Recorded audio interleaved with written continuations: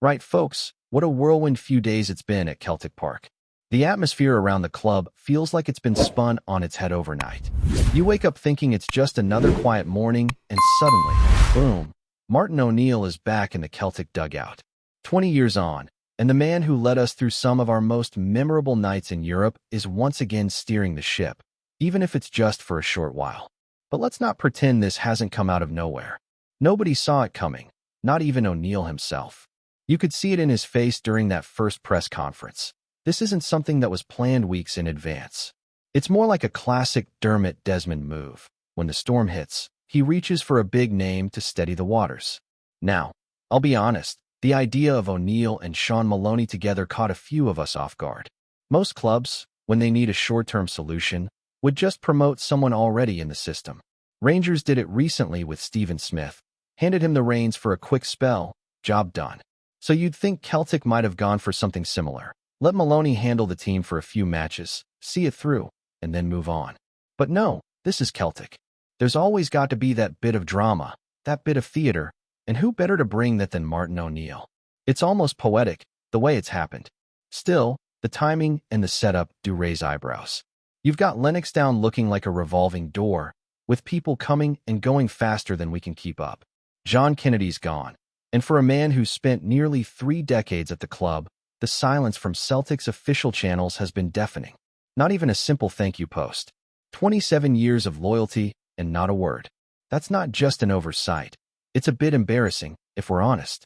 Kennedy gave everything to the club, player, coach, assistant, caretaker, you name it. For him to slip away without acknowledgement just doesn't sit right. And it's not just Kennedy. Adam Sadler, Jack Lyons, Glenn Driscoll, all gone alongside Brendan Rodgers. The clear-out has been massive, leaving behind only a few familiar faces. Sean Maloney, of course, steps in as interim, with O'Neill taking the managerial seat for now. The club's confirmed Stephen McManus and Mark Fotheringham will be part of the coaching setup. McManus had been leading the B team, so the natural question is who fills that gap now. Maybe Johnny Hayes steps up, considering he's been assisting there, but once again, no official word. The communication from the club has been, let's say, patchy at best. Mark Fotheringham's arrival is interesting, though. He's got that reputation from his stint at Swansea, and both O'Neill and Maloney have been complimentary, though O'Neill joked that he gave him a hard time in the past. Gavin Strachan remains in the mix, which is surprising given how many others have moved on. And, of course, Stevie Woods is still there doing what he does best. Woods has been the rock in that goalkeeping department for what feels like forever. Add Greg Wallace into the mix. No, not the TV guy, thankfully, but the one who's been promoted internally from analyst to coach. It's a patchwork team, but one that might just hold things together until the dust settles. Behind the scenes, there's even more movement. Stevie Hamill, currently head of academy coaching, looks set to step into Chris McCart's role as head of academy and youth by season's end. McCart's been in that post for over 10 years, so it's another big change in what's turning into a total reshuffle at Celtic Park. All of this chaos, of course, stems from Rodgers' departure. One man leaves, and suddenly the whole structure starts to wobble. It's classic Celtic drama. Nothing ever happens quietly at this club.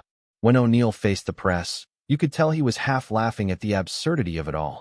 He even admitted that if someone had told him a few days ago he'd be back managing Celtic, he wouldn't have believed them.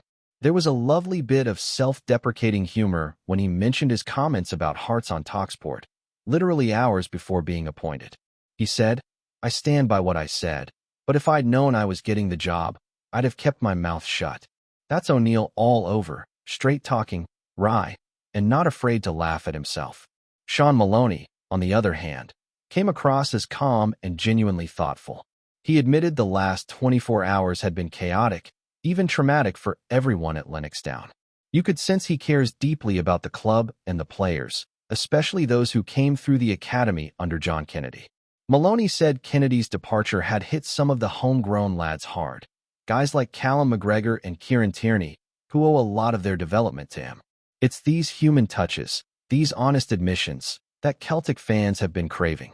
After months of guarded answers and vague statements under Rodgers, hearing O'Neill and Maloney speak openly felt like a breath of fresh air.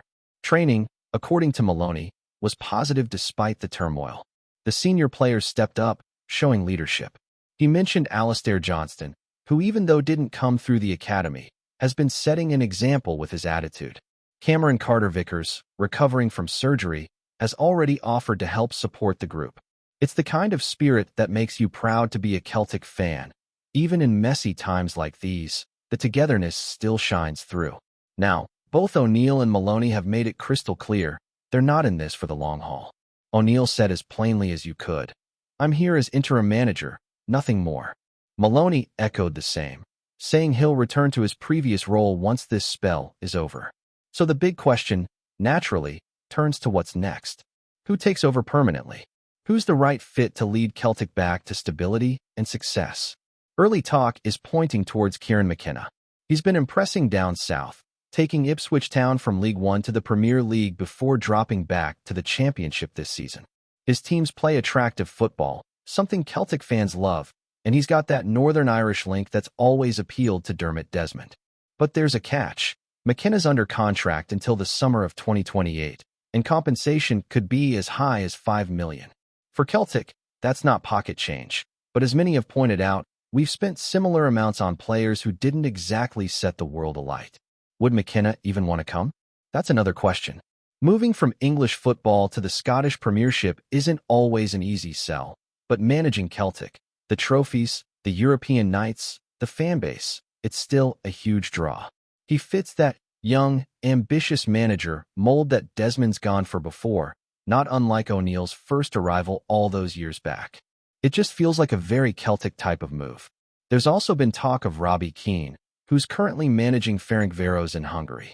Results there have been mixed, but he's got them performing decently in Europe. He'd certainly bring charisma and passion, though there's a bit of off-field baggage that might make the board hesitate. Still, his name being thrown into the mix shows the kind of range Celtic are looking at, experienced enough to handle pressure, but still hungry for a big challenge. And of course, every time there's a managerial vacancy, the inevitable chatter about Ange Postecoglou returning pops up. Let's just be real, that's not happening. Ange doesn't go back to clubs he's already managed, and he's flying high where he is. Celtic fans might dream, but this is one we can safely rule out. The focus has to be on fresh options, not nostalgia. What's becoming clear through all this is that the club's leadership needs to get this next move right. There's already frustration building among fans about communication, about decisions made behind closed doors, about the general direction of the club. The collective statement yesterday even called out Dermot Desmond directly for the first time, putting him front and center as the man ultimately pulling the strings. And maybe that's a good thing. Maybe it's time for full transparency, time for the hierarchy to actually show the fans there's a plan here. So, as we head into this new chapter, you can sense that uneasy mix of hope and skepticism running through the Celtic support. Fans want to believe that things will settle down quickly, but after the chaos of the last few months, nobody's taking anything for granted. There's a real sense that this isn't just another managerial change. It's a turning point for the club. The sudden return of Martin O'Neill has reminded everyone what Celtic used to represent: character, leadership, and that unmistakable aura that makes you proud to wear the badge. But at the same time, it's hard to shake off the feeling that the board are once again reacting rather than planning. You look at the way things have unfolded since Brendan Rodgers walked out, and it's been one domino after another. Staff leaving, players uncertain, confusion about who's in charge of what. For a club of Celtic size, that kind of disorganization shouldn't happen. Yet, here we are, watching the same patterns repeat themselves. Dermot Desmond clearly loves a dramatic gesture, something that makes headlines and sparks conversation. But what the fans want right now is clarity. They want to know that whoever comes in next isn't just a short-term headline grabber, but someone who can build something lasting. That's what makes the talk around Kieran McKenna so fascinating. He's young, tactically sharp, and has shown he can take a club on a real journey. Ipswich's rise under him wasn't a fluke. It was built on smart football and belief in his ideas. Imagine what he could do with Celtic's resources and fanbase behind him. The question is whether he'd see it as a step forward or a sideways move.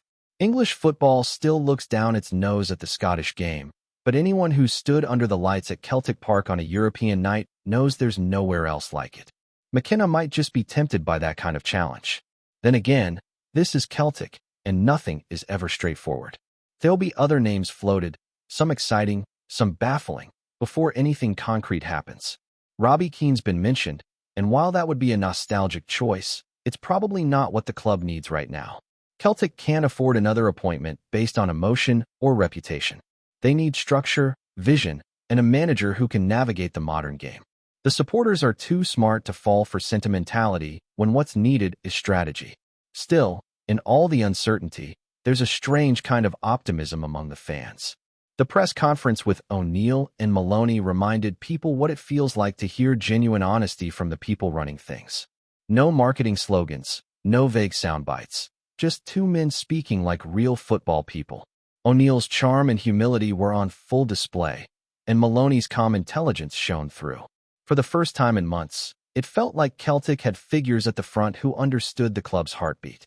You could see it even in the small things, like O'Neill joking about his comments from the day before, or Maloney openly admitting how difficult the last day had been. That's the kind of transparency fans connect with. At Lennoxtown, training has reportedly been intense but positive. The players, to their credit, seem determined to push through the turbulence. Senior figures like Callum McGregor, Joe Hart, and Cameron Carter-Vickers are vital right now, not just for what they do on the pitch, but for how they set the tone in the dressing room. The younger lads will look to them for reassurance, especially after losing someone as influential as John Kennedy. Kennedy's departure has hit people hard inside the club, and rightly so. His connection to the academy players, his commitment to Celtic over nearly 3 decades, that kind of loyalty doesn't grow on trees. The fact the club hasn't officially acknowledged him yet still feels wrong. It's the kind of misstep that leaves a bad taste, especially in moments like this when unity is everything. O'Neill himself knows what it means to bring people together. He's been through chaotic takeovers, difficult dressing rooms, and pressure cooker atmospheres before. Even if this stint is temporary, his presence brings calm. You could see that in how the players greeted him, and how he spoke to the media. There's a sense of authority there, the kind that doesn't need to shout to be heard. Maloney, meanwhile, bridges the gap between the old and the new. He's still young enough to relate to modern players, but experienced enough to understand what Celtic demands. Together, they might just steady the ship long enough for the club to make the right decision about what comes next. Before we proceed, subscribe to our channel and enable notifications to receive all exclusive news about Celtic FC. Don't miss any details about your favorite team. It's extremely important for Celtic FC fans. Whispers have turned into a roar across Glasgow's green half this morning, as word spreads that John McGINN, yes, that McGINN, is set to pull on the famous hoops at long last. It's the sort of move that's been talked about for years in pubs, forums, and group chats, but now it seems the wait is over. The former Aston Villa talisman, captain, and midfield engine is reportedly Celtic's newest signing, and it's already sending shockwaves through the Scottish Premiership. McGinn's arrival at Parkhead feels almost poetic. Once a lad from St Mirren who slipped through Celtic's fingers back in 2018, he's now returning home as a seasoned Premier League star, full of grit, leadership, and experience at the very top level. Supporters are calling it the missing piece in Brendan Rodgers' midfield jigsaw, a player who can both scrap and sparkle, tackle hard and thread that killer pass through the lines. There's already talk in the city that McGinn's drive and presence could tilt the balance of power even further in Celtic's favor, especially with Rangers still finding their rhythm under new management. Inside Lennoxtown, the mood is said to be electric. Sources close to the squad hint that McGinn's energy and training has lifted everyone around him. He's come in like a firecracker, one insider whispered, straight into the drills, barking orders, lifting standards. Fans have been quick to notice his trademark grin in early training snaps, the same one that's become a symbol of Scottish pride on international duty. Financial details remain under wraps, though rumors suggest Celtic fought off late interest from several English clubs to secure the 30-year-old's signature. It's a statement move, one that signals ambition, passion, and a bit of redemption for a deal that once slipped away. Whether this proves to be a masterstroke or a romantic gamble remains to be seen, but one thing's certain, Celtic Park will be bouncing this weekend. The terraces will chant his name, and if John McGINN delivers the way everyone believes he can, this might just go down as one of the most iconic returns in Scottish football history. Hello, fan. Don't forget to like and subscribe to the channel, as it means a lot to Celtic FC. Also, share your opinion about the news in the comments below. See you in the next video.